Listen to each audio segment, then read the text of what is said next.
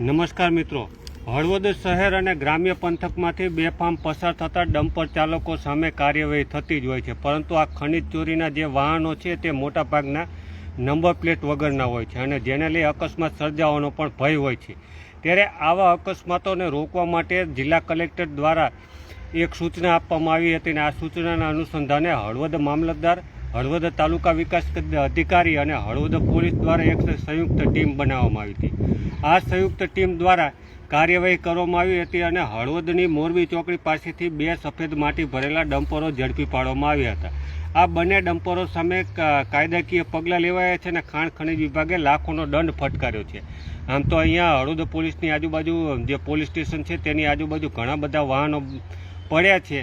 ઘણા બધા વાહનો ખાણ ખનીજ વિભાગે, હળવદ પોલીસ અને અલગ અલગ તંત્ર દ્વારા પકડવામાં આવ્યા છે અને ઘણા બધા વાહનોને દંડનીય કાર્યવાહી પણ બાકી છે. પરંતુ જે પ્રકારે આપણે અલગ અલગ વાહનોની વાત કરીએ તો હળવદ પોલીસ મથકની આસપાસ જે પણ વાહનો દેખાય છે તેમાં લાખો રૂપિયાના દંડ ફટકારવામાં આવ્યા છે. ખાસ તો આપણે જે પ્રકારે વાત કરીએ તો અહીંયા જે 2 તમે અત્યારે ડમ્પરો જોઈ રહ્યા છો, આ બંને ડમ્પરો સામે કાર્યવાહી બાકી છે. જે પ્રકારે આપણે અગાઉ વાત કરી એમ કે ઘણા બધા વાહનો હોય છે અને તેની સામે કાર્યવાહી પણ બાકી હોય છે. ત્યારે હળવદની મોરબી ચોકડી પાસેથી 2 ડમ્પરો પસાર થઈ રહ્યા હતા અને જે પ્રમાણે મેં અગાઉ કહ્યું કે મોરબી જિલ્લા કલેક્ટર દ્વારા જે સૂચના આપવામાં આવી હતી તેમાં હળવદ પોલીસ, હળવદ મામલતદાર અને હળવદ તાલુકા વિકાસ અધિકારી દ્વારા આ ટીમ બનાવવામાં આવી હતી અને આ ટીમ દ્વારા કાર્યવાહી કરવામાં આવી હતી. જેમાં ડમ્પર નંબર છે GJ13AX7046 જેને 2,71,000નો દંડ ફટકારવામાં આવ્યો છે.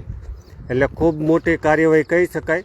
અને સાથે જ બીજું એક ડમ્પર હતું GJ13AX0249 જેને 2,91,000નો દંડ ફટકારવામાં આવ્યો છે. આમ અલગ અલગ કાર્યવાહી થઈ છે. એટલે ખાસ તો આપણે દર્શક મિત્રોને જાણકારી આપવા માટે લાઈવ થયા હતા કે હળવદ પોલીસ મથકે ઘણા બધા વાહનો તમે જોઈ રહ્યા છો ને અને જેમાંથી હળવદ પોલીસ દ્વારા પણ અલગ અલગ કામગીરીના ભાગરૂપે વાહનો પકડવામાં આવ્યો હોય. LCB દ્વારા પણ દારૂના કેસોમાં જે પકડવામાં આવ્યો હોય તેવા પણ વાહનો, સાથે જ SMCના જે દરોડો પડ્યો હતો તેમાંથી, સાથે જ આવા વાહનો કે જે રેતી ચોરીમાં હોડકા ને એવા વપરાય તેવા વાહનો, આમ કરીને અહીંયા હળવદ પોલીસ મથકે જથ્થાબંધ વાહનો પડ્યા છે.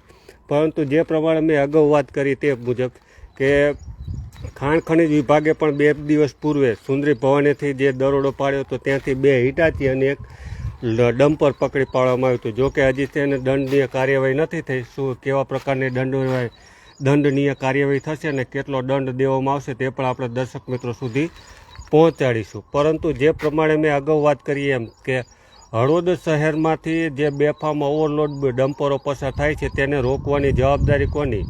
તો RTO વિભાગ ક્યાંક ને ક્યાંક નિષ્ક્રિય છે અને સાથે જ ખાણ ખનીજ વિભાગ પણ ક્યાંક ને ક્યાંક નિષ્ક્રિય છે અને જેને લઈને જ બેફામ પંથકમાં રેતી ચોરી અને સફેદ માટીના ખનન વધ્યું છે. અને આ ખનનને રોકવા માટે મોરબી જિલ્લા કલેક્ટર દ્વારા એક ટીમ બનાવવામાં આવી હતી, જેમાં હળવદ તાલુકા વિકાસ અધિકારી, હળવદ મામલતદાર અને હળવદ પોલીસ દ્વારા આ ટીમ બનાવવામાં આવી હતી. જેમાં અલગ અલગ 2 ડમ્પરો પકડવામાં આવ્યા હતા, જેમાં એક ડમ્પરને 2,76,000 અને એક ડમ્પરને 2,91,000. આમ 2 ડમ્પરો સામે કાર્યવાહી થઈ છે.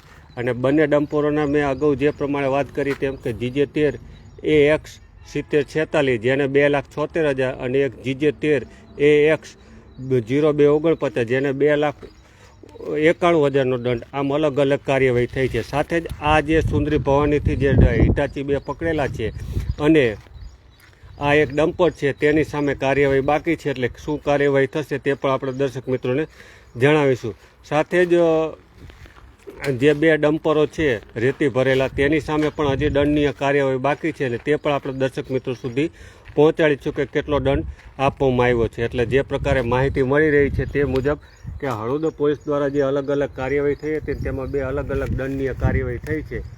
જે પ્રમાણે મેં કહ્યું કે મોરબી ચોકડી પાસેથી 2 ડમ્પરો પકડી પાડવામાં આવ્યા હતા. બંને ડમ્પરોને, એક ડમ્પર છે GJ13AX7046 જેને 2,76,000નો દંડ આપવામાં આવ્યો છે અને એક ડમ્પર છે GJ13AX0249 જેને 2,91,000નો દંડ આપવામાં આવ્યો છે. આમ જે સંયુક્ત રીતે ટીમ બનાવવામાં આવી હતી, અને આ ટીમ દ્વારા જે 2 ડમ્પર પકડવામાં આવ્યા હતા તેને ખાણ ખનિજ વિભાગે લાખોનો દંડ ફટકાર્યો છે. એટલે કે પંથકમાં ખનિજ માફિયાઓમાં રીતસરનો ફફડાટ વ્યાપી જવા પામ્યો છે, કારણ કે પંથકમાં બેફામ બનેલા જે ડમ્પર ચાલકો છે તેને બે રોકટોક પસાર થઈ રહ્યા હતા, પરંતુ પોલીસ અને મામલતદાર અને તાલુકા વિકાસ અધિકારીની સંયુક્ત ટીમ દ્વારા કાર્યવાહી કરવામાં આવી હતી. તો સાથે જ હળવદ પોલીસ મથકે ઘણા બધા વાહનો અત્યારે પણ પડ્યા છે, ને જેની સામે પણ દંડનીય કાર્યવાહી આગામી દિવસોમાં થશે તેની પણ આપણે દર્શક મિત્રો સુધી જાણકારી ઉપલબ્ધ કરાવીશું. સાથે જ નજર હળવદની ફેસબુક, યુટ્યુબ અને ઇન્સ્ટાગ્રામ પર ચેનલ છે, જે આપની ચેનલ છે, જેમાં પણ આપ જોતા હોય નિયમિત રીતે સમાચારો સૌથી પહેલાં મેળવવા માટે